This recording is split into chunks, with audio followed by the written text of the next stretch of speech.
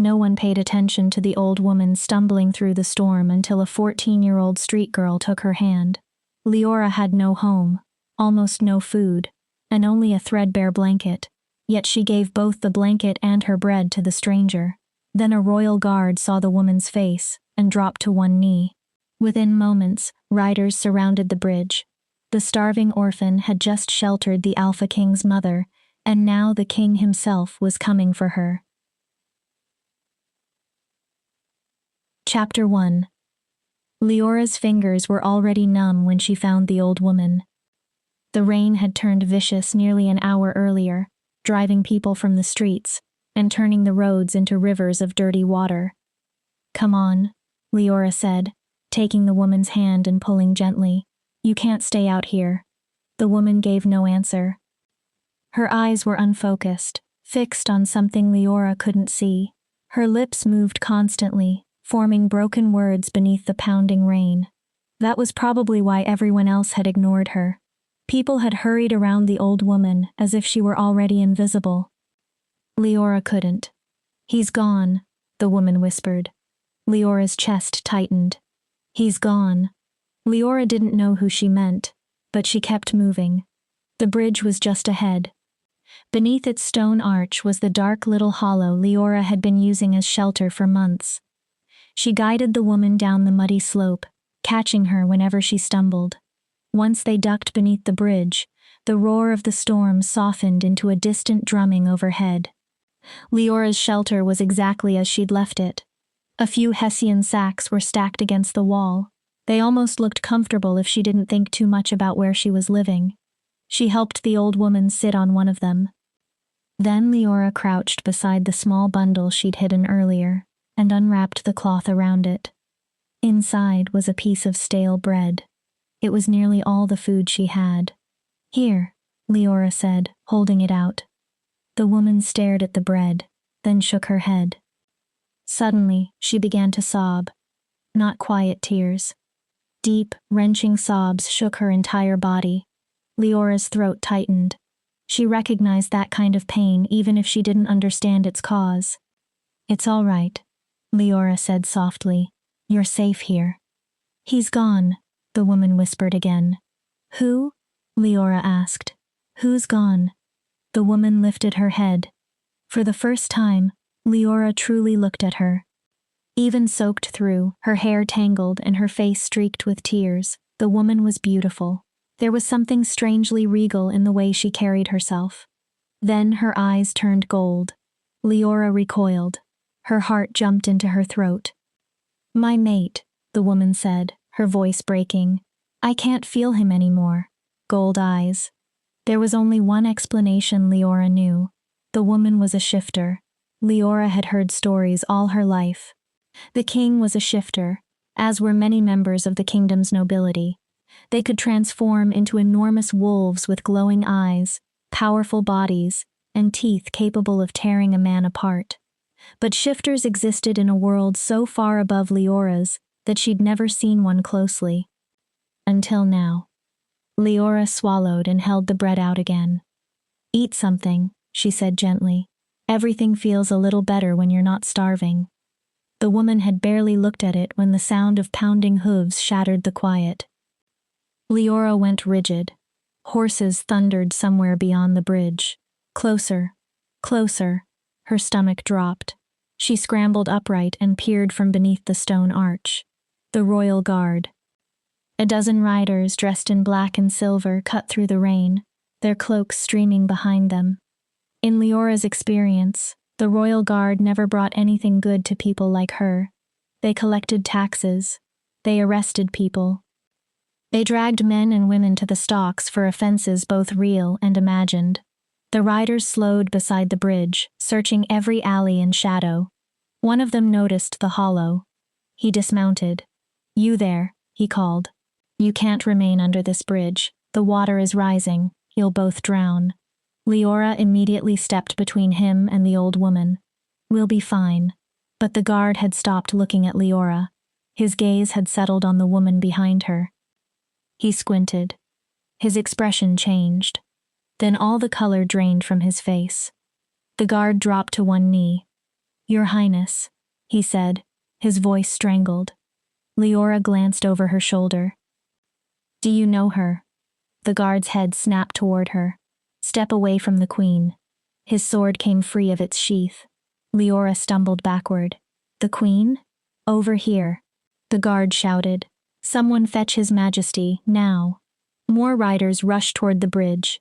Within seconds, the shelter was surrounded. 2 guards seized Leora by the arms. Their grips were like iron. "Hey!" Leora protested, panic rising into her throat. "I didn't steal that bread. The baker gave it to me." A snarl cut through the air. It didn't sound human. Low, deep, violent. Every hair on Leora's body rose.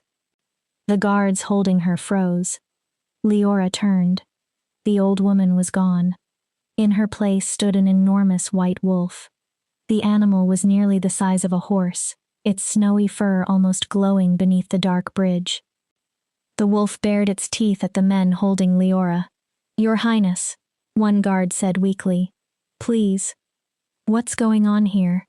The new voice cut through the confusion with enough authority to silence everyone. Every guard dropped to one knee. Even the white wolf stopped snarling. A man emerged from the rain.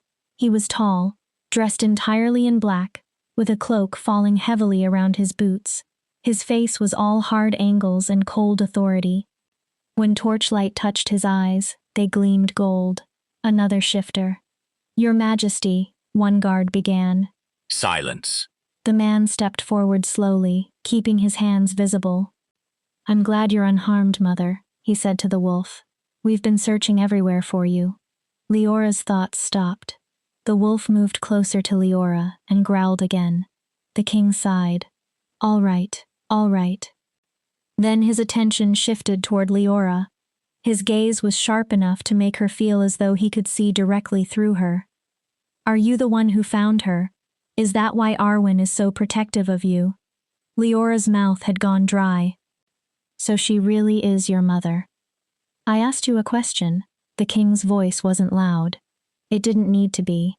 "She seemed unwell," Leora answered quickly, "and the storm was coming." "Address His Majesty properly," one of the guards hissed.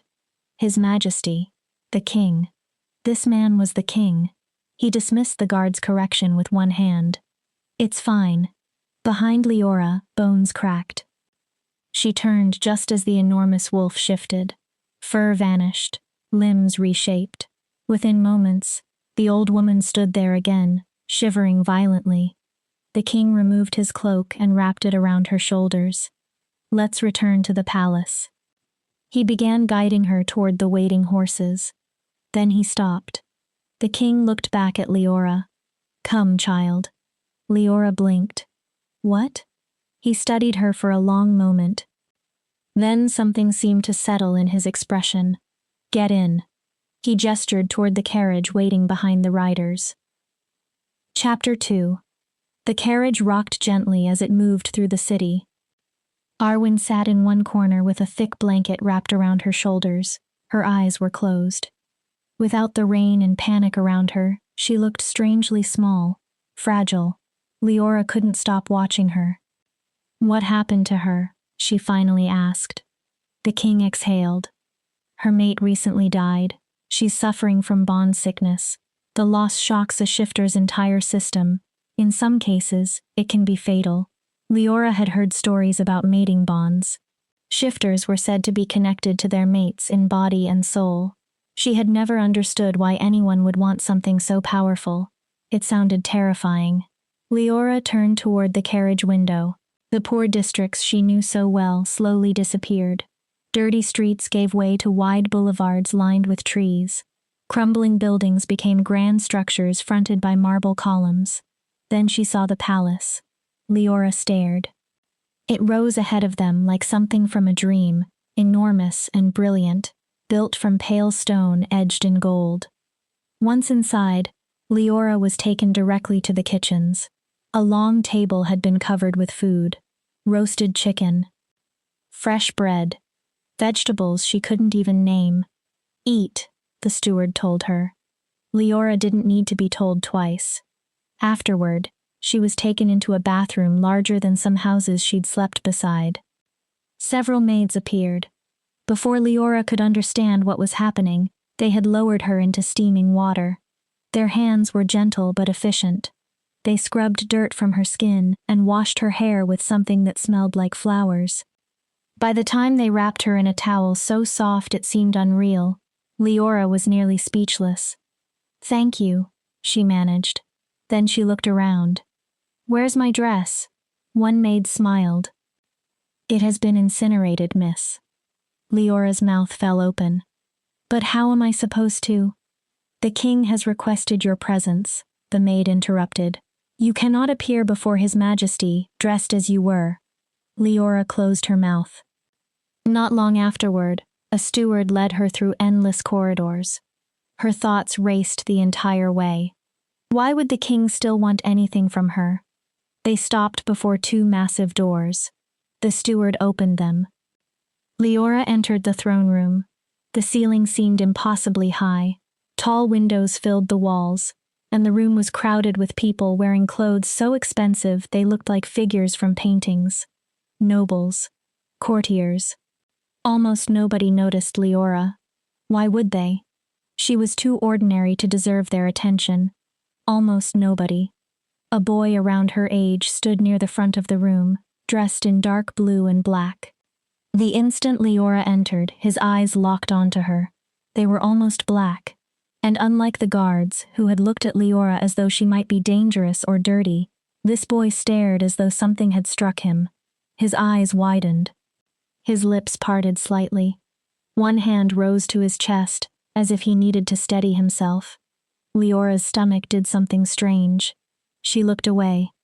Then, unable to resist, she glanced at him again. He was still staring. He was beautiful. Sharp features, dark hair falling slightly over his eyes, an effortless elegance that made everyone around him appear awkward by comparison. The steward cleared his throat. Leora jerked her gaze forward, her cheeks burning. The king rose as they approached. The entire room quieted. "Leora," the king said, "you found and cared for Arwen, my late wife's mother, who has long been like a mother to me as well." His golden eyes gleamed. "For such an uncommon act of kindness, I wish to reward you." Leora's throat felt dry. "Thank you, your majesty.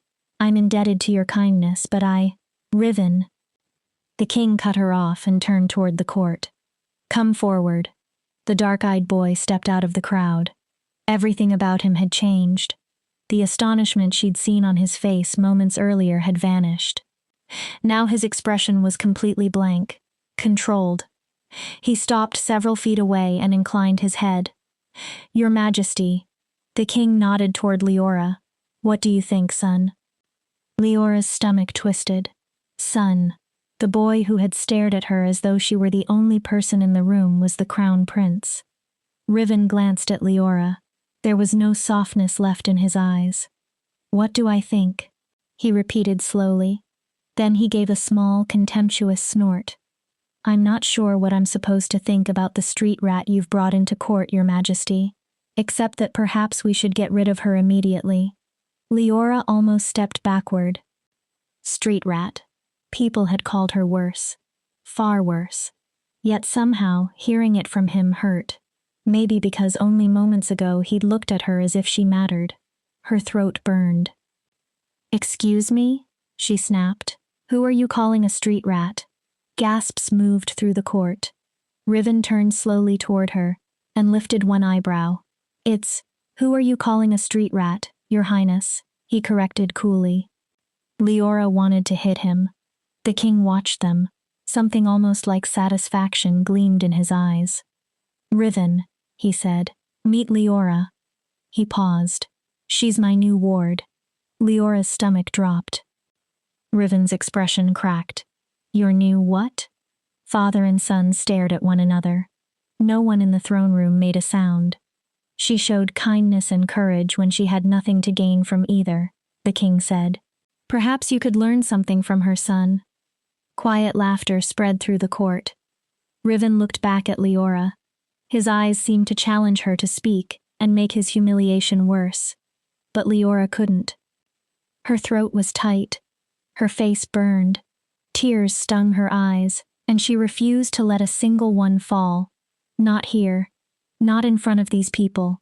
And certainly not in front of him. Chapter 3. The next few days disappeared beneath a blur of confusion and luxury. Every morning, maids dressed Leora. 3 meals appeared every day.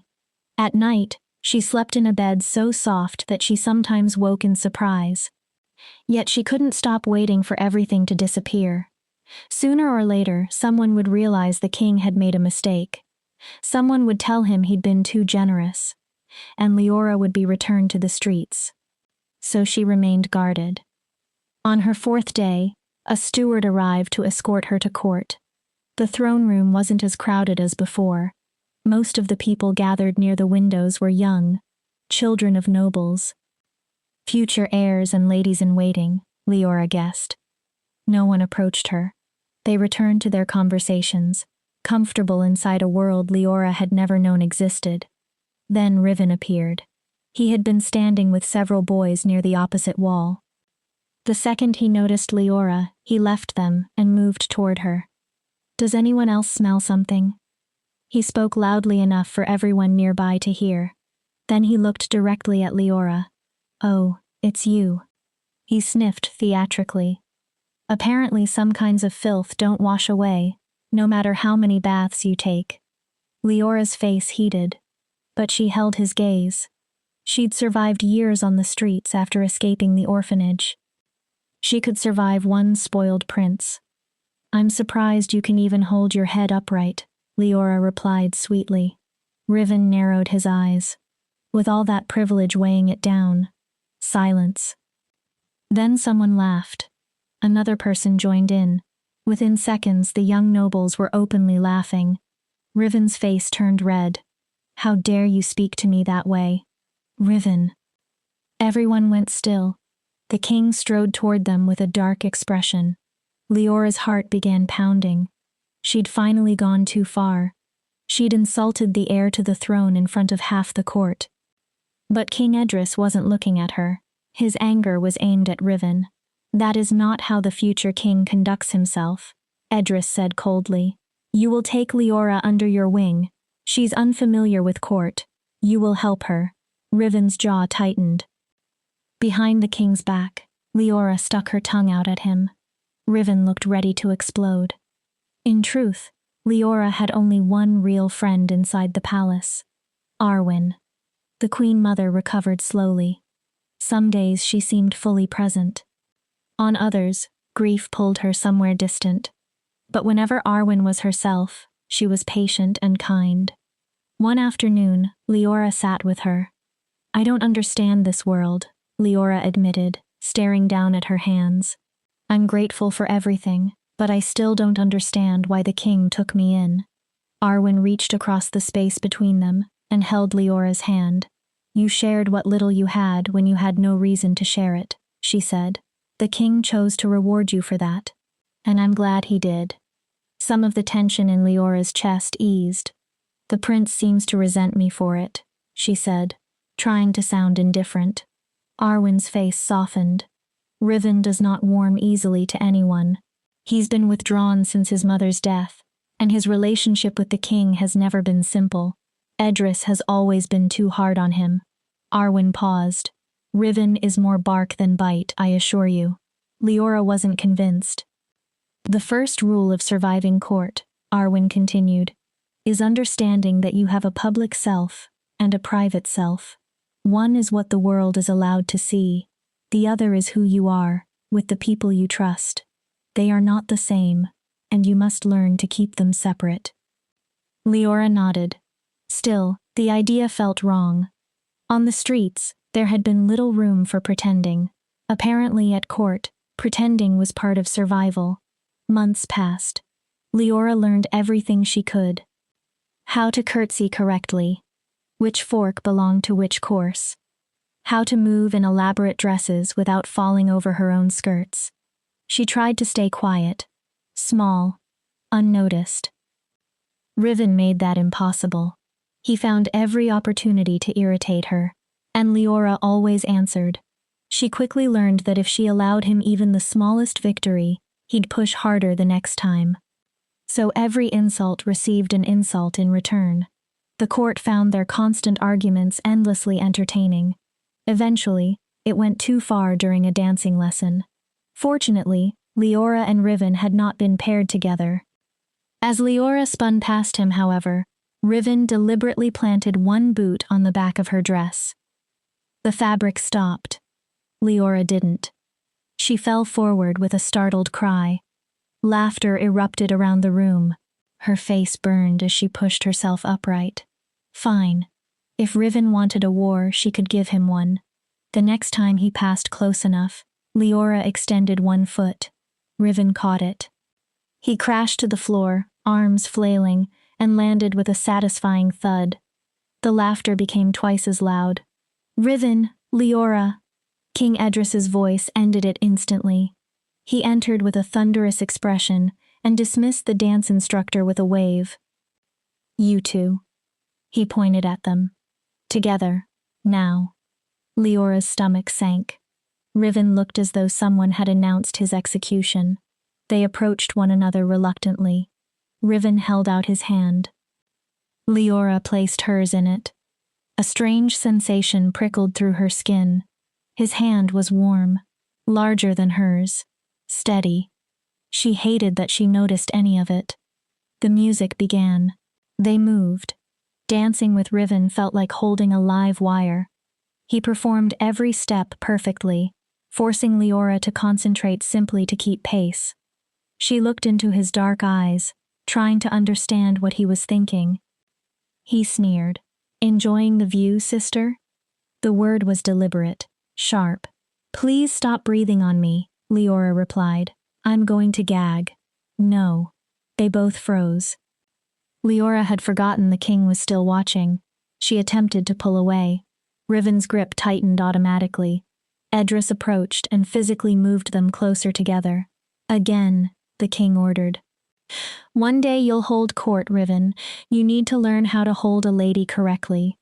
The music began again. The second dance was worse. Riven's entire body was tense.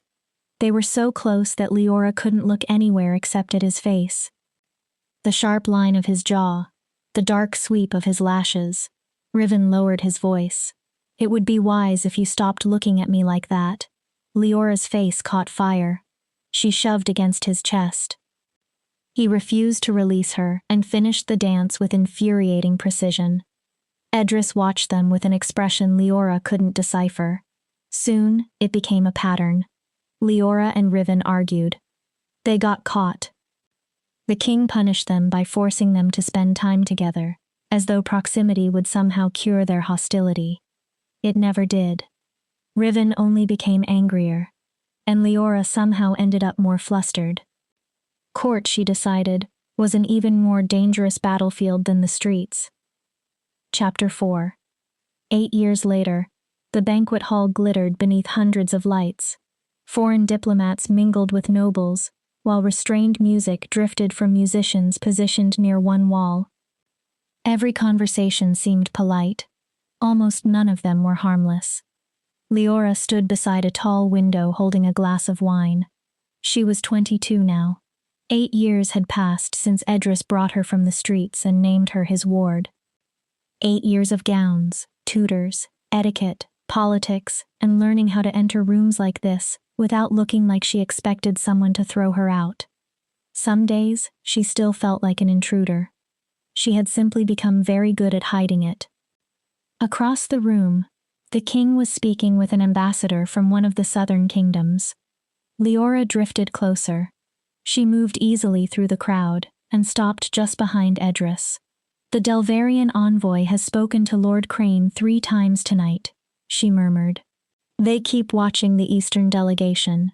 Crane mentioned grain tariffs twice when he believed no one nearby was listening. The king didn't turn, but Leora saw the hint of a smile. After the ambassador left, Edris took Leora's hand and kissed it. My dear. The warmth in his voice loosened something in her chest. For now, at least, she was still useful, still valuable. Leora curtsied and returned toward the banquet tables. Then she saw Riven. He stood near a marble pillar while Lady Marrow talked animatedly beside him. Lady Marrow was bright-eyed and standing slightly too close. Riven's answers were short enough to discourage almost anyone. Lady Marrow wasn't discouraged. Leora's jaw tightened. Over the years, Riven had grown into himself in a way she considered profoundly unfair. His features had sharpened. His body had become lean and powerful. His dark eyes could pin a person in place. He had also developed a reputation for being nearly impossible to reach. Cold, controlled, a wall nobody could crack. Naturally, that only made half the court more interested in him. People seemed desperate to become the one person who could thaw the crown prince and earn one of his rare smiles. Leora found the whole thing irritating. As if he sensed her attention, Riven looked across the room. Their eyes met. He lifted his chin. A silent challenge. Leora lifted hers in return. "Excuse me, Lady Leora." A young man appeared beside her. Leora kept looking at Riven. "Yes?" Across the room, Riven's gaze moved to the man beside her. His jaw tightened. "I wondered if you might honor me with a—" Lord Ashford never finished. Riven dropped into the chair beside Leora like an approaching storm. "Go away, Ashford." Lord Ashford stared. Riven added flatly, "She doesn't like you." Ashford turned red, muttered something, and retreated. Leora swung toward Riven. "You don't have to be rude, Your Highness." She managed to make his title sound insulting. Riven's mouth curved. "I'm surprised to find you flirting instead of sneaking around gathering scraps of information for my father." Without asking, he poured wine into Leora's glass and pushed it toward her. She accepted it automatically. "Being the king's favorite is a difficult burden," Leora replied lightly. She glanced toward Lady Marrow. "I see Lady Marrow continues to compete for your affection." Riven scoffed. "I've encountered dead fish with more personality." A laugh escaped Leora before she could stop it. Farther down the table, Lady Marrow's head turned sharply toward them. Leora lowered her voice. "Must you always make a scene?" Riven looked at her. "You're not even one of us, yet somehow you have the manners of an animal." Leora resisted the urge to pout. Riven loved reminding her that she wasn't a shifter. For years, the difference hadn't bothered her. At least, she told herself it hadn't. Then she'd seen Riven transform for the first time. His wolf was enormous. Black fur, burning eyes. Power made flesh. Something had shifted inside Leora after that. She had felt smaller beside him. Different, and fascinated in a way she preferred not to examine. "At least I don't grow fur," she said primly. Riven began putting food onto her plate without even looking at her. "You seem to like it well enough," he said. He added, "Considering the way you stare at me, sister." Leora's cheeks heated. "You wish I stared." She jabbed her fork toward him.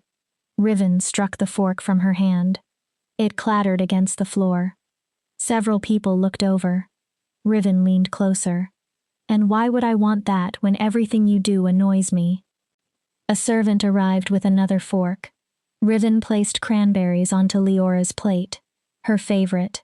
Leora speared one. Her hands had begun to tremble, and she hated him for noticing things about her when he supposedly couldn't stand her. "If I'm so annoying," she said, then licked cranberry juice from her lips. "Sit somewhere else." Riven's gaze dropped to her mouth. His pupils widened. His breathing changed. Only slightly. But Leora noticed. Then Riven shoved his chair back so violently that his wineglass toppled. He walked away without another word. Leora remained where she was, heart pounding and face hot. He did this constantly. He would leave her completely unsettled, then walk away looking as though nothing had happened. It was infuriating. Arwen soon took the chair he'd abandoned. "What did my grandson say this time?" she asked gently. "Nothing." Leora's voice was tight. "I'm used to him." After the meal, guests continued circulating through the hall. Normally, Leora would have been moving among them, listening for rumors and collecting information Edris might find valuable. That night, she couldn't concentrate. Riven had left her too unbalanced. "You seem distracted." Lord Ashford stood before her again. His embarrassment from earlier had disappeared, replaced by a tentative smile. "Yes," Leora admitted. "Please save me from all of them." Ashford laughed. He looked pleased. "I'd be honored." Leora smiled back. Anything was better than thinking about Riven's eyes. His hands. Or the part of her that had wanted him to stay. Chapter 5. After the banquet, King Edris became nearly impossible to find. Leora caught occasional glimpses of him in corridors. He was always surrounded by advisors, always moving, always occupied, but he never summoned her. The foreign delegation remained at the palace, yet Leora had no idea what was being negotiated. That worried her. Normally, Edris would have asked her to listen at doors or observe the diplomats. She tried gathering information from the servants. She also questioned Sir Gus, the only other person at court she truly considered a friend. Their friendship had begun years earlier, when Leora secretly helped him train while his skills were lacking. Even Gus knew very little. "Some kind of treaty," he told her with a shrug. "Beyond that, I know about as much as you do." When Leora was summoned to lunch the following day, relief washed through her. Finally, she could observe, listen, make herself useful again. She entered a bright dining hall filled with circular tables. Almost immediately, Riven fell into step beside her. Her body registered his presence before her mind did. The air felt different whenever he came near, heavier, charged. Her pulse jumped without permission. "You look like you're attending a funeral," Leora said. "I am," Riven answered. "I'm mourning my freedom. These lunches are painfully dull." Leora spotted Lord Ashford across the room and walked straight toward him. She left Riven behind. Even without looking back, she could feel his eyes on her. Ashford brightened when she approached. "Lady Leora." He lifted her hand and kissed it. "You look stunning today. You're too kind." Leora smiled. She had just begun asking him about the neighboring kingdom when the atmosphere around them seemed to cool. Riven stepped to Leora's side. "Why do you keep following my sister around, Ashford?" Lord Ashford startled. He bowed. "Your Highness." "I asked you a question," Riven said. "Why are you trailing after her like some lost puppy?" "Perhaps he likes my company," Leora replied. She realized the mistake immediately. Riven's jaw hardened. A muscle moved in his cheek. "What are your intentions toward her?" Riven asked. "Riven," Leora hissed. "You're being rude." Before Ashford could answer, Riven moved closer to him. "She's human," he said. The word struck Leora harder than it should have. "You're a noble wolf. Clearly, you have no intention of asking for her hand. Your family would never approve. So explain what you're doing." Leora went cold. Human, not one of them. His family would never approve. She had always known it. The difference between herself and the people around her had never truly disappeared. But hearing Riven say it openly was different. Riven had grown up beside her. For all their fighting, some part of Leora had believed he saw her differently. Now it felt as if he had drawn a line between them and shown her exactly which side she occupied. Not his. Tears pricked her eyes. She turned away. Her fists clenched so tightly that her nails dug into her palms. "Leora," Riven called after her. She kept walking. For the next several days, Leora avoided him. The palace was huge. Avoiding one man should have been easy. Somehow, Riven was everywhere. She entered rooms and found him already inside. She turned corners and nearly collided with him. When he approached her, she walked away. When he attempted to speak, she immediately addressed someone else. She even stopped paying attention to the foreign delegation. What was the point? She would never truly belong at court anyway. Riven had made that painfully clear. She had spent years learning diplomacy, years mastering etiquette, dancing, politics, and every rule of noble society. For what? Who had she been trying to prove herself to? The answer made her throat ache. "You're spending quite a lot of time with Ashford," Gus observed one afternoon. They were walking through the gardens. "He's pleasant company." "Pleasant?" Gus lifted an eyebrow. Leora sighed. "I've been thinking about marriage, about finding a match." Gus watched her. "Maybe it would be good for me to leave," Leora continued. "Start a family somewhere away from court. Away from all of this?" He paused. "You mean away from your stepbrother?" "He is not my brother," Leora snapped. "He isn't my anything." Gus said nothing. He simply looked at her with far too much understanding. "I'm not a shifter," Leora said more quietly. "I'm barely even a noble. The king could decide tomorrow that he no longer wants me here. I have to think about my future." "If you believe your future is with Ashford after knowing him for 10 minutes, it's been longer than 10 minutes. Of course." Gus's skepticism couldn't have been clearer. "Do whatever you think is best." That evening, Leora stood before her mirror, wearing a silver gown. The fabric shimmered like moonlight, fitted closely around her body before falling in soft waves. She wanted to feel beautiful. She wanted to remember that she had choices. Yet she knew, with a certainty that hurt, that she wasn't dressing for Lord Ashford. She refused to follow that thought any further. Leora left her rooms. The ballroom was already crowded. The moment she entered, her eyes found Riven. His gaze locked onto her. His entire body became still. His lips parted, just slightly. But Leora saw it. For a moment, everything else seemed to disappear. The music, the crowd, the lights. Her heart slammed against her ribs. This wasn't their usual silent challenge. Something about his expression was different, intense, almost desperate. Riven stepped toward her. Panic flared through Leora. She turned away and disappeared into the crowd. Her hands were trembling. She pressed one against her chest and searched for Lord Ashford. She finally spotted him standing in a corner. With Lady Marrow. "Oh, Leora." Lady Marrow's voice was sweet enough to draw attention. "I see you've met my cousin." Lord Ashford looked at the floor. His face was red. "Cousin?" Leora repeated. "I didn't realize you were... Did you honestly think a nobleman would be interested in someone like you?" Lady Marrow's words dripped with contempt. "He was simply doing me a favor." Leora went still. "Prince Riven has an unfortunate habit of lingering around you. If you were occupied, I had more opportunities to spend time with him." Lady Marrow shrugged elegantly. "But apparently I've been wasting my time, so my dear cousin no longer has any reason to keep associating with trash." Leora couldn't seem to breathe correctly. Every kind word from Ashford. Every smile. That small, fragile hope that perhaps someone genuinely wanted her. It all shattered. A tear escaped before she could stop it. Then Riven appeared. He crossed the distance with the controlled violence of a predator.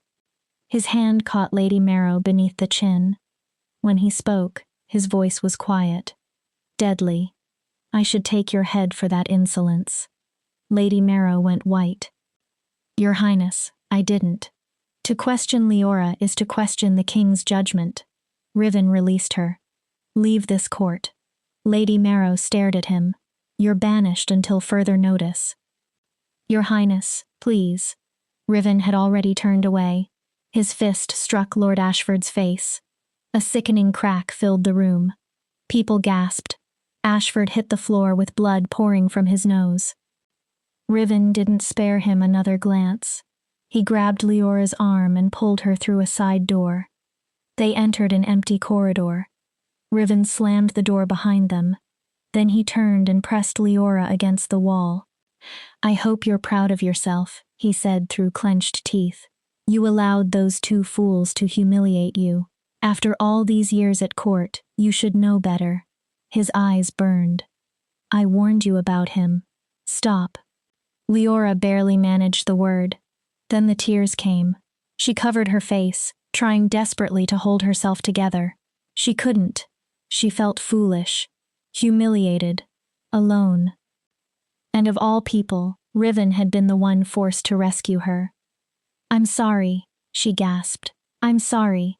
I just thought maybe—" Riven changed. The anger disappeared from his face so quickly it was like watching ice melt. In its place was an expression Leora had never seen from him.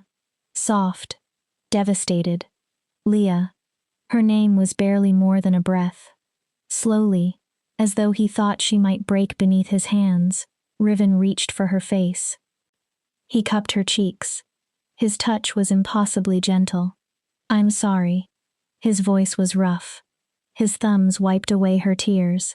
The tenderness hurt more than his cruelty ever had. Leora's eyes dropped toward his mouth.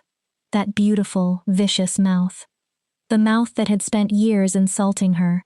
The mouth she'd spent just as many years trying not to think about. She wanted him to kiss her. The realization struck with terrifying clarity. She wanted Riven to close the space between them and put his lips on hers.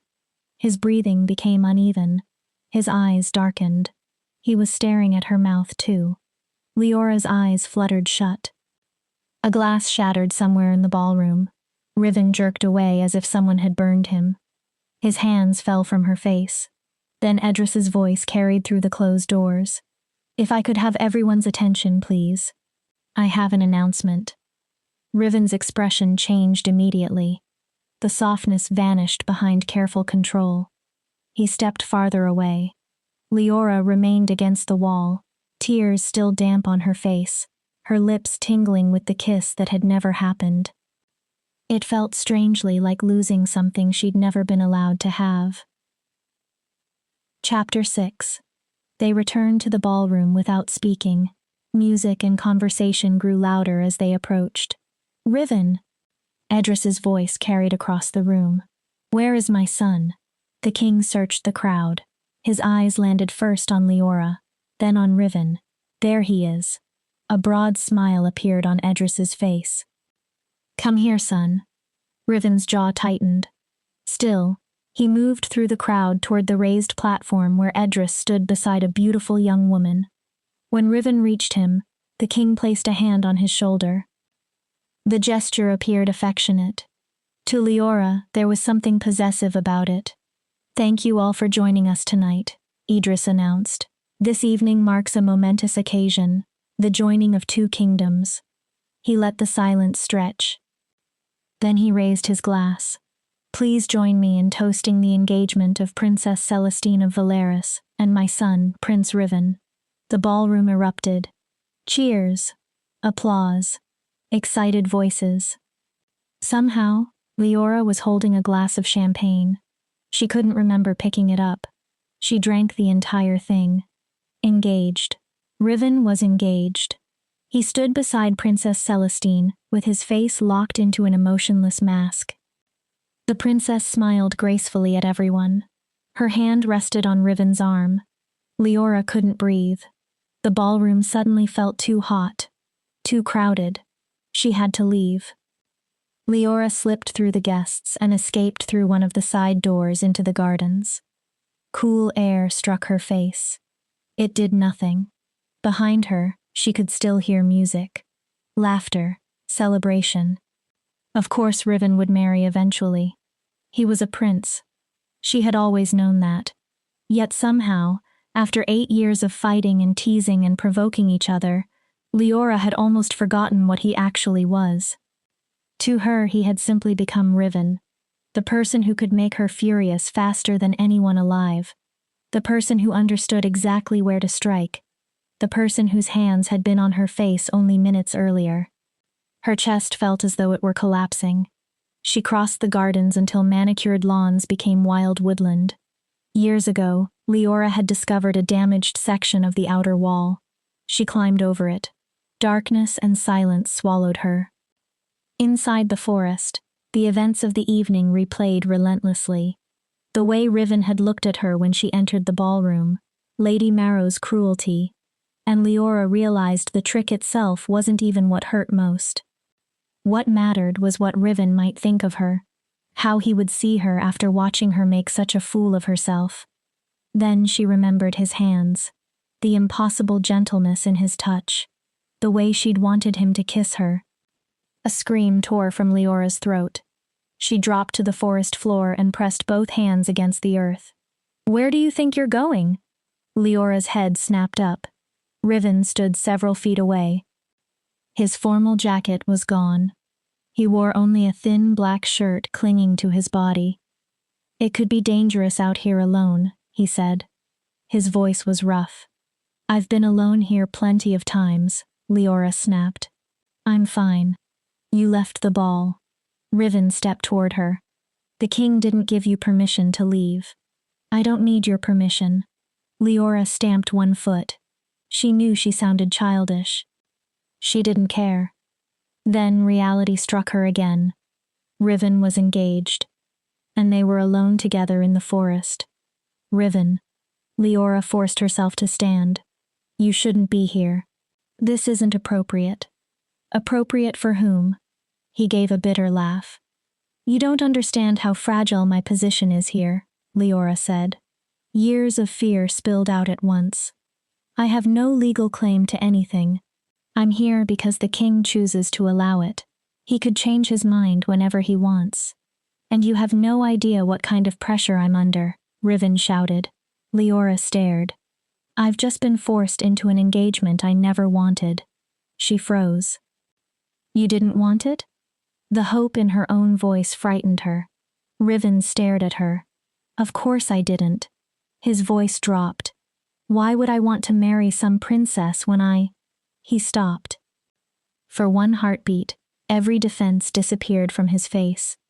Then his mouth crashed against Leora's. She kissed him back without thinking. It felt as easy as breathing, as natural as a heartbeat, as inevitable as sunrise. His lips were soft and demanding at the same time. The hunger in the kiss made Leora's knees weaken. Riven's hands moved down her body. He caught the backs of her thighs and lifted her with effortless strength. Leora wrapped her legs around his waist. A low, desperate sound escaped him. Heat flooded her. "You'll ruin me," she gasped against his mouth. "Do you want me to stop?" His lips moved along her jaw. Then her neck. "No." Leora breathed the answer. "Please don't." Riven carried her into a clearing and lowered her onto soft moss. He followed, settling over her. His weight felt solid. Real. Right. His hands found the laces of her gown. Leora helped with shaking fingers. Then she grabbed his shirt. Riven pulled it over his head. For a moment, both of them simply stared. "Utterly ruined," Riven murmured. His eyes were dark with hunger. A laugh escaped Leora. Riven smiled. A genuine smile. Rare. Beautiful. Devastating. Then he kissed her again. Every touch seemed to set fire beneath her skin. Leora ran her hands over the hard planes of his body, fascinated by the way his muscles tightened beneath her fingers and the sharp breath he took when her nails dragged over his back. "Look at me." Riven's command was quiet. His voice sounded wrecked. Leora obeyed. His eyes had turned molten gold. His wolf was close to the surface. Possessive. Intense. Filled with so much emotion that Leora forgot how to breathe. When they finally came together, the sensation seemed to shift the world beneath her. Pleasure built beyond anything Leora had imagined until it overwhelmed her. But even that wasn't the most frightening part. Riven didn't merely feel like someone who fit beside her. He felt like something she'd been missing without ever knowing it. Afterward, they lay tangled together on the moss. Cold night air raised goosebumps along Leora's skin. Riven pulled her against him. He kissed her forehead, her cheek, her face again and again. Joy opened inside Leora. Bright. Absolute. "I love him." The realization came without warning. "I've always loved him." She wanted to say the words. Before she could, Riven kissed her again. Thought disappeared. So Leora kissed him back and poured every feeling she couldn't name into that kiss. For one moment, she allowed herself to be completely happy. Chapter 7. Leora woke with sunlight pouring through her windows. The bed beside her was empty. Panic fluttered through her for one instant. Then she noticed the indentation in the pillow, the pleasant soreness in muscles she had never used before. Memory returned in a rush. Riven. They had slipped back into her chambers in the early hours before dawn. Even there, they'd barely been able to keep their hands from each other. Riven had seemed insatiable, touching her, kissing her, pulling her back into his arms whenever she attempted to catch her breath. His scent still clung to the sheets. Leora buried her face in them and inhaled. A smile spread across her face. He must have left early so nobody would see him. She dragged herself out of bed and bathed carefully. The palace was crowded with shifters whose senses were far sharper than a human's. The last thing she needed was anyone smelling Riven on her. As she dressed, Leora wondered how Edris would react when Riven told him. The engagement was connected to a political alliance. Breaking it wouldn't be simple. Still, surely his son's happiness mattered, and Edris had always seemed to care for Leora. Hope filled her. She walked to breakfast almost floating. The dining room carried obvious evidence of the previous night's celebration. Nobles moved slowly and spoke softly, nursing tea and recovering from too much wine. Riven wasn't there. Leah. Edris waved her over. Join me. The king seemed cheerful. He spoke animatedly about the celebration. I hardly saw you for most of the night, he said, studying her. Did you enjoy yourself? Yes, Your Majesty. Leora focused intensely on her plate. As the meal continued, worry began gathering inside her. Apparently, Riven hadn't spoken to his father yet. Perhaps he was simply waiting for the right moment. Lady Celestine would like you to join us for dinner tonight, Edris said casually. Leora nearly choked on her tea. She would? Edris smiled. You're my ward. She's intelligent enough to understand that cultivating a relationship with you is sensible. He took another drink. She'll be part of this family soon. Cold moved down Leora's spine. Of course, she managed. I'd be honored. That evening, Leora repeated one thought to herself. Once she saw Riven, everything would make sense. He would look at her the way he'd looked at her in the forest. Then the fear inside her would disappear. When Leora entered the private dining room, Riven was already there, beside Princess Celestine.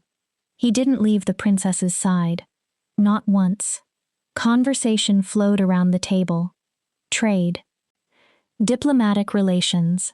Agreements between the kingdoms. Then, inevitably, the wedding. What would you think of a winter ceremony? Princess Celestine asked. With all the snow, I think it would be terribly romantic. She looked at Riven. Riven gave her a brief glance. Sure. Leora's heart cracked. Sure. As though the wedding were actually going to happen. She stared at him. Willed him to look at her. He refused. His attention remained on his plate, on his father, on Celestine, on everyone except Leora. For years, Leora had protected herself around Riven. She had taken pride in being the one person capable of disturbing his perfect control. In one night, he'd destroyed every defense she'd built. He had made her feel things she'd never experienced before. And now he had placed her behind the same wall of cold indifference he used against everyone else. She meant nothing to him. Every course was torture. Every minute Riven refused to meet her eyes cut another piece from Leora's heart. Finally, Edris stood. Drinks in the drawing room? Leora rose too quickly. If you'll excuse me, Your Majesty, I think all the excitement has finally caught up with me. I'd like to lie down. Edris looked at her kindly. Of course, my dear. Rest well. Leora curtsied. Then she fled. She made it halfway toward her chambers before the pressure inside her chest became unbearable. Leora? She looked through blurred eyes. Sir Gus hurried toward her. Are you well? No. The word broke in her throat. I'm afraid I'm not. Gus's expression changed. I can't stay here, Leora said. Please don't ask me to explain. I just need to leave. I can't breathe in this palace anymore. Gus stared at her. Then he studied her face more carefully. Whatever he saw made him stop asking questions. He nodded. All right. His voice softened. I know somewhere you can go. Relief moved through Leora even while her heart continued breaking. She couldn't remain at the palace. She couldn't stand there and watch Riven marry someone else. She had to leave. Chapter 8. The cottage emerged between the trees like a forgotten dream. It was small and simple. Ivy climbed its stone walls. Smoke curled from a single chimney. Leora stared at it without feeling much of anything. It's not much, Gus said as he helped her from the horse. My family owns it. We keep only a cook and one maid here, so it's quiet. He looked at her. You can rest. Leora nodded mechanically. Thank you, Gus. He showed her inside and led her upstairs to a modest but comfortable bedroom. A fire already burned in the hearth. Before Gus could leave, Leora caught his sleeve. You have to keep this secret. He turned. No one can know where I am. Gus studied her. If you truly want to disappear, I'll have to cover our tracks. A shifter could follow your scent. He hesitated. Do I need to cover your tracks, Leora? She looked away, then nodded. After Gus left, Leora climbed into bed. For days, she did almost nothing except sleep. A month passed. She could barely force herself out from beneath the blankets. Every thought led back to Riven, their night in the forest, his lips, his hands. The way his molten eyes had watched her with something that had felt so much like love. Then she remembered dinner, Riven beside Princess Celestine, agreeing to a winter wedding as though nothing had happened. Not even one meaningful glance in Leora's direction. Anna, the older maid who cared for the cottage, brought soup and tried to persuade Leora to eat. Leora managed only a few spoonfuls. Her stomach rejected the rest. Then things became worse. The nausea was constant. Food wouldn't stay down. When Gus returned, concern tightened his face. Something else is happening, he said. This isn't normal heartbreak. Leora was too weak to argue. A doctor came several days later. After examining her, he smiled. Congratulations, you're with child. Leora stared at him. Her mind went completely blank. After he left, she lay on the bed and looked at the ceiling. Pregnant, with Riven's child. Then the tears came. Because despite everything, the only person she wanted beside her was him. She wanted to tell him. Wanted to see his face when he learned. Wanted him there. But Riven had chosen someone else. The following day, Leora sat with Gus in the small sitting room while holding a cup of hot water with honey and lemon. I think we should return you to the palace, Gus said cautiously. Panic struck immediately. No. Leora, it's better for the king to believe I ran away than for him to know that I... She couldn't finish. Gus hesitated. What about the father? Leora went still. Images of Riven filled her mind, his fingers in her hair, the way he'd looked at her in the forest as though nothing else in the world existed. Some footman, she said. Too much champagne. A mistake. The lie tasted bitter. Gus didn't push. 2 more months passed. Slowly, Leora regained her strength. The worst of the sickness eased. She began walking through the little garden every day. Her hand often rested protectively over her stomach. Sometimes she spoke softly to the life growing inside her. Her feelings for the child deepened quickly, fiercely, protectively. Leora knew she needed to decide what came next. She would never let her child grow up on the streets the way she had. She would rather die. But remaining so close to the palace meant remaining close to Riven. And another fear kept her awake. This baby was the crown prince's child. A child conceived with the king's ward while Riven was formally engaged to a foreign princess. The scandal could become a diplomatic disaster. It could damage alliances. Would Riven protect them? Would Edris? Leora pressed both hands over her stomach. "I'll protect you," she whispered. "I promise." Late one afternoon, someone pounded on the cottage door. Anna and the cook had both gone into town. Leora was alone beside the fire, absently rubbing circles over her stomach. The knocking startled her. She crossed the room and opened the door, then froze. Riven stood outside. He looked terrible. Dark circles shadowed his eyes. His breathing was too fast. His expression seemed almost feverish, wild. "Leora." Her name left him like a breath. "You were gone." He stared at her. "Why did you leave?" Then his hands were in her hair. His mouth was on her face. He kissed her with the desperation of a starving man. For 1 second, Leora forgot everything. She kissed him back. Her body responded before her thoughts could catch up. Then reality returned. She planted both hands against his chest.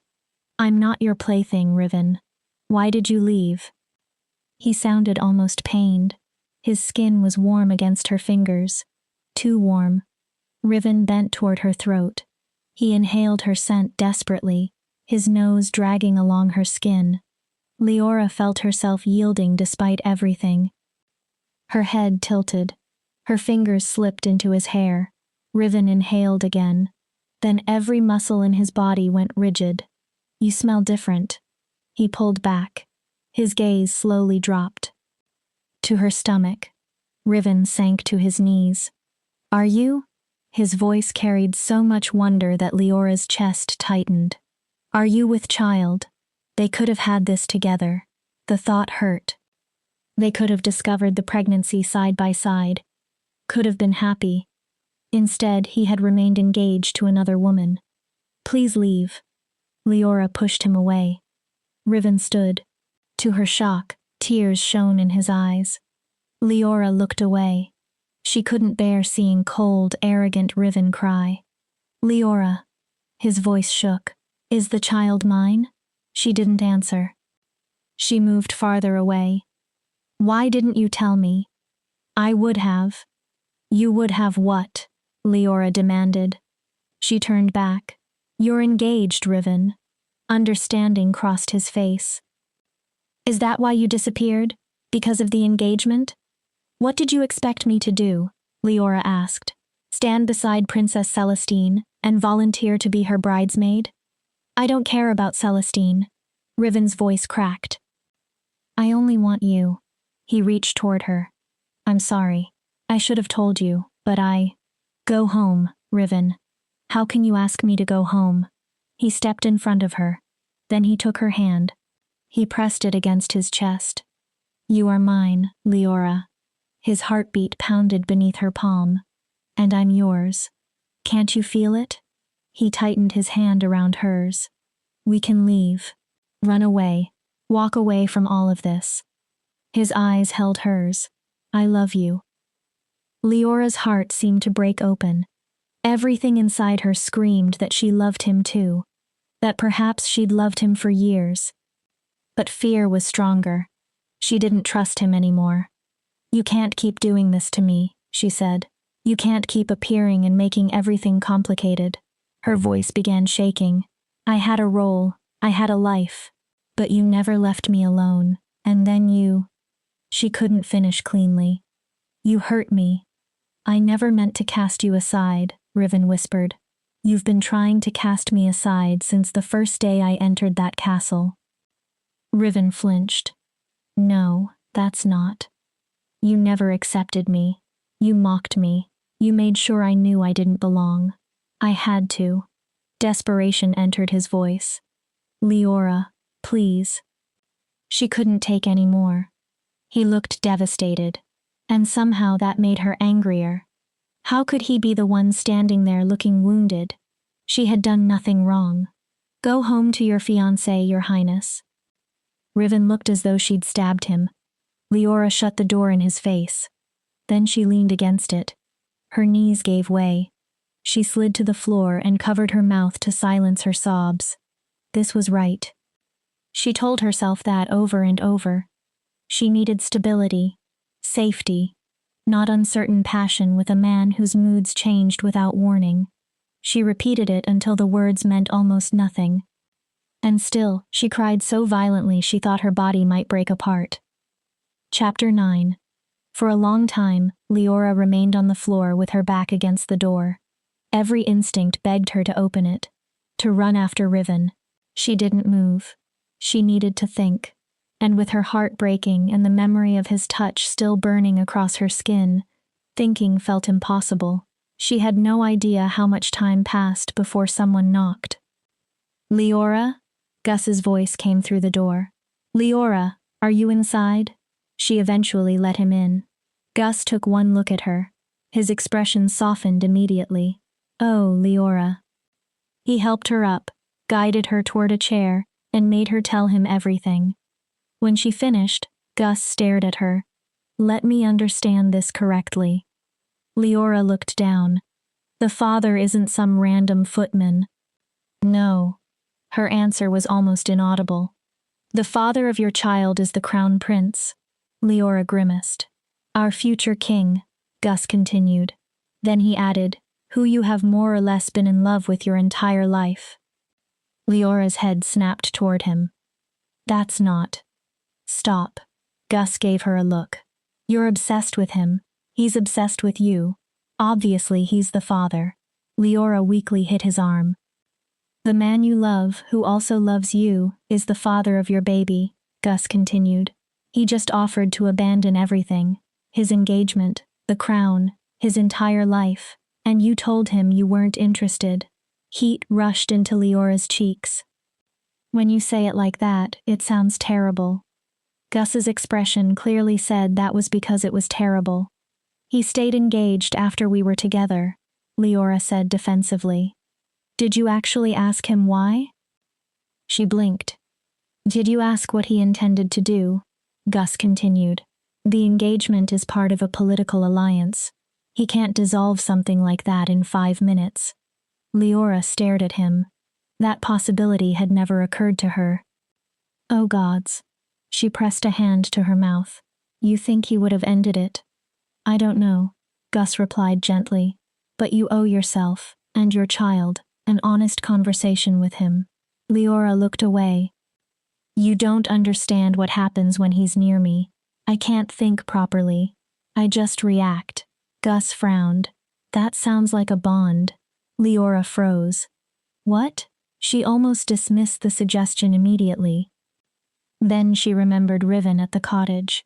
His fevered skin, his glassy eyes, the way he'd said, "You were gone," as though her disappearance had physically destroyed him.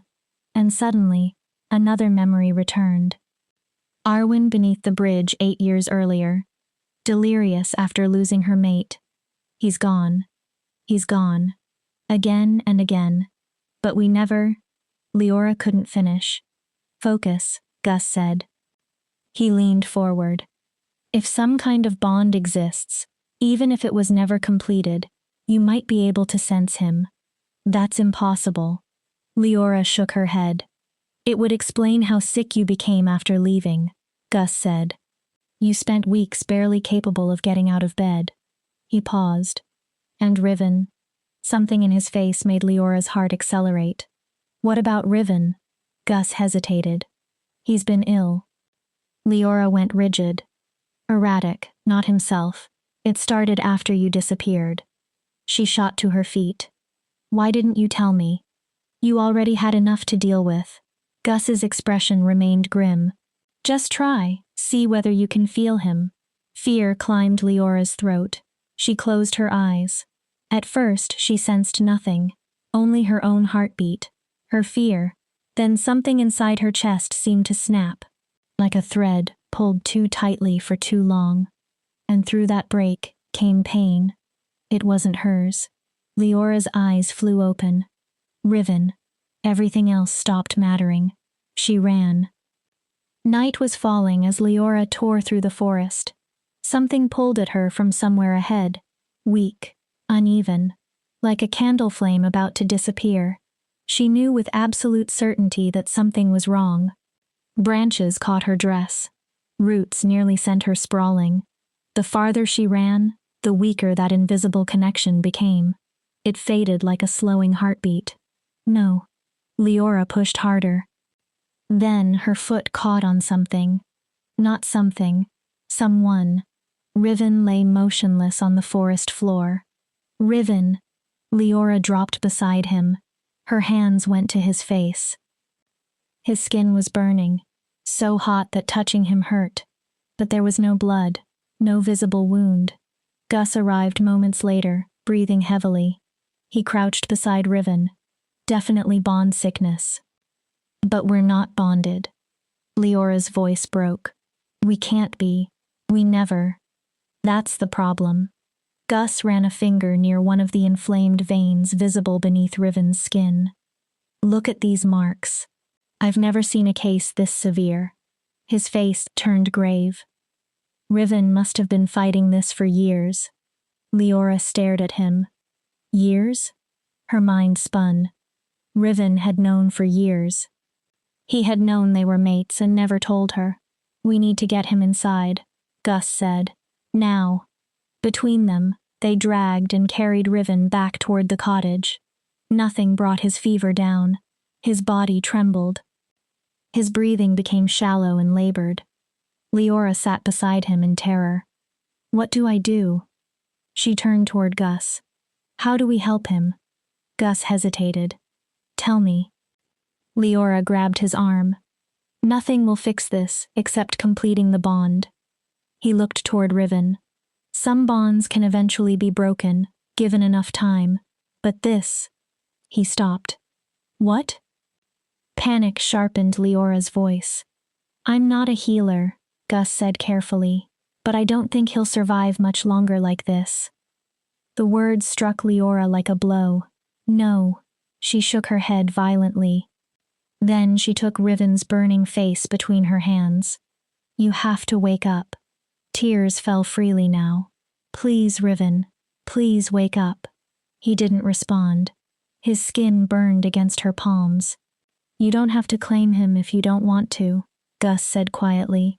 You're human. You would survive a broken bond. Leora already knew she couldn't choose that. Leave us. Her voice was barely audible. Gus nodded. He stepped outside and closed the door. Leora looked at Riven. She had loved him for so long. Fought it. Denied it. Buried it under years of arguments, anger, pride, and fear. But it had always been there. I love you too, she whispered. She lowered her forehead to his. Of course I'm yours. Tears slipped from her face. I've always been yours. Leora kissed him gently. She put everything she had into that kiss. And you're mine. Riven didn't move. Terror clawed through her. She pressed trembling fingers against his neck. A pulse. Barely. Weak and irregular. Don't leave me. Leora buried her face against him. Please don't leave me. For what felt like forever, the room held nothing except silence and the sound of her crying. Then something moved. The faintest flutter against her body. Arms closed around her. Leora pulled back with a gasp. Riven's eyes were open. Barely. His pupils were wide. Say you love me again, he murmured. A broken sound escaped Leora, half sob and half laugh. Always so bossy. Then she felt him, not merely his arms, his emotions. Relief. Relief. Joy. Love so powerful it nearly stole her breath. You need to rest, Leora said, even as she leaned closer. You nearly died. I don't need rest. Riven lifted both hands to her face. I only need you. He pulled her into a kiss, desperate, claiming, filled with everything he'd kept hidden. They came together with a hunger that felt like starvation finally ending, and throughout it, Leora could feel Riven through the bond. His love reached her in overwhelming waves. Afterward, They lay together in the darkness. Riven's arms stayed around her. Her head rested against his chest. Gradually, his heartbeat returned to something steady. Riven? Leora traced small patterns against his skin. Why did you hide this for so many years? Why didn't you tell me we were mates? She felt his body tense. Because of my father. Your father? Yeah. Leora lifted her head. Surely he would want you to be happy.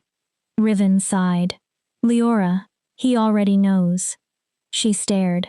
At first, the words didn't make sense. Then they did. The king knows we're mates. The moment I saw you, I knew you were mine, Riven said. Leora's breath caught. But it was obvious my father had brought you into court for some purpose. At first, I believed he intended to use you as a rival. Someone to push me harder. Riven pulled her closer. So I behaved the way I thought he expected. I kept my distance publicly. I treated you badly because I thought it protected both of us. His voice softened. But I always wanted you near me. Leora held him more tightly. Her throat burned. It took me years to understand what he was actually doing, Riven continued. He realized how attached I was to you. Riven's expression darkened. And he used you as leverage. Whenever I refused him or challenged him, he threatened to send you away. Leora pulled back. Shock ran through her. She remembered those first weeks in the palace. Her confusion over why Edris had taken her in. The fear that his kindness could disappear at any moment. She had questioned it from the beginning. Now the truth was worse than she'd imagined. The king had never truly cared about her. She had been a tool. A way to control his son. What happened after the engagement announcement? Leora asked. Riven looked away. I went to my father. He swallowed. That night I felt our bond settle more firmly into place. His shame and fear reached Leora through their connection. For our kind, mate bonds are sacred. I thought that if I told him we were effectively bonded, he wouldn't dare separate us. Riven's jaw tightened. I've never seen him that angry. Leora said nothing. He told me I would marry Celestine, and if I refused, Riven's voice dropped. For the first time, he didn't merely threaten to send you away. Fear moved through the bond. Raw. Powerful. He threatened to hurt you. Leora's stomach turned. I didn't know what else to do, Riven said. I didn't want to accept the engagement, but I was afraid of what he might do to you. His voice cracked. So I agreed because I needed time. Leora took his hands. You did nothing wrong. Leora, nothing. I've done almost everything wrong. Riven's expression twisted. When you disappeared, my father no longer had you available to threaten me with. He cupped her face. So I left too. Leora stared. I've been searching for you ever since. Really? Of course. Riven kissed her forehead, her cheeks, her mouth. I've already renounced my claim to the throne. None of it matters to me anymore. His hand moved toward her stomach.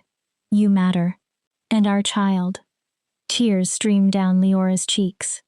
This time, they were tears of relief. Riven. She looked into his eyes. I want you to do it. Something possessive flashed through his expression. There's no undoing it once I do. Leora nodded. Riven took her wrist carefully. Almost reverently. He brought it toward his mouth. His eyes never left hers. Then he bit down. Pain flashed sharply as his teeth broke the skin. A second sensation followed through the bond, so intense that Leora gasped. Riven licked away the blood. The imprint of his teeth remained on her wrist, already beginning to mark her skin. Your turn. His voice was rough. Leora smiled.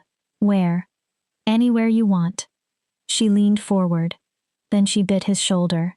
Riven groaned and pulled her closer. When Leora lifted her head, the mark of her teeth remained clearly visible. Riven looked at her. He can't reach us now. He gathered her into his arms. We belong only to each other. Leora rested against him. Between them, The completed bond seemed to pulse with warmth, light, and love. Epilogue. The next several days passed like a dream. When Gus returned to the cottage, he found Riven standing. The color had returned to his face. The terrible fever was gone. Gus's relief was obvious. "I won't tell the king where you are," he promised, clasping Riven's hand. "Stay as long as you want. The cottage belongs to you for as long as you need it." So they stayed. Leora could hardly believe the change in Riven. The distant, tightly controlled prince who had spent years keeping everyone away seemed to have vanished. This version of Riven was warm, open. He laughed easily, smiled easily, and he seemed to take every possible opportunity to whisper against Leora's skin that he loved her. At first, she thought he seemed like an entirely different man. Then Leora realized something. Perhaps this was simply who Riven had always been. He was finally free enough to show it, free from his father's control. But as the weeks passed, Gus began bringing troubling news. The palace was descending into chaos. Riven had renounced his claim to the throne. Without him, the line of succession was broken. King Edris was furious. Foreign delegations demanded answers. The kingdom itself was beginning to destabilize. Riven and Leora quietly began discussing leaving altogether. They could move into a neighboring kingdom, somewhere distant, somewhere beyond Edris's reach. Then Arwen arrived. Leora opened the cottage door one day, expecting Anna or perhaps Gus. Instead, the Queen Mother stood outside with a small group of guards. Her eyes sparkled. "Ah, there you are." She looked at Leora. "I assume you know where my grandson is." Before Leora could answer, Riven appeared behind her. "Grandmother." Arwen beamed. She entered without waiting to be invited, and immediately took Riven's face between her hands. "There you are, my boy." She studied him. "Finally, the light is back in your eyes." They gathered beside the fire. Cups of tea slowly cooled untouched. "Edris is losing his mind," Arwen said bluntly. "The palace is in chaos, but the king has no one to blame except himself." Her expression sharpened. "You two are mated now, completely and properly." Then her gaze dropped toward Leora's stomach. A small but unmistakable curve had begun to show. "And there is more." Leora instinctively placed a hand over her belly. "You carry the future of the kingdom." Arwen looked between them. "Nothing is more important to the succession. Not even Edris can deny that." Then she turned to Riven. "And you, my boy, remain the rightful heir." "I renounced my claim." "Under duress." Arwen replied immediately. "Everyone knows it." She leaned forward. "The nobles will support you. The people will support you." Arwen's eyes remained fixed on him. "I propose that you return." Riven shook his head. "I won't put Leora or the baby in danger. If my father—" "Your father is a politician," Arwen interrupted, "and a manipulator." The room went quiet. "When my mate died, grief left me numb. I was barely aware of the world around me." Arwen looked toward Leora. "It was Edris who made certain I wandered away and became lost." Leora stared. "He believes I don't know," Arwen continued, "but I do." Her voice hardened. "He hoped I wouldn't return. In my condition, I was making the crown appear weak." Arwen's eyes softened as they rested on Leora. "Then you found me, you protected me, and you destroyed his plan." She paused. "He's resented you for it ever since." Leora couldn't speak. For years she'd believed Edris had been grateful for what she did. She'd even believed that, in his own way, the king cared for her. She had been terribly wrong. And that lie had almost cost her Riven. Leora reached toward him. Their fingers intertwined. During the weeks they'd spent together, she'd seen Riven without his father's shadow hanging over him.